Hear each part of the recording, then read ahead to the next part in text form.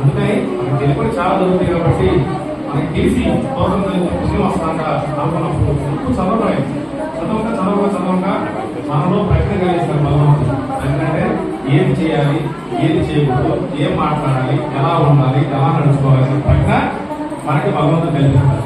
ఆ ప్రజ్ఞ కల్పించినప్పుడు మనకి తెలిసి కూడా పొరపాటు తప్పు జరుగుతుంటే ఒకవేళ నేను నివారించలేకపోయినా అక్కడి నుంచి పక్కకి దాంట్లో లేదు ఎప్పుడైతే ప్రయత్నం కలిగిందో మనం మంచి మార్గంలో ఉండడానికి ప్రయత్నం చేస్తాం.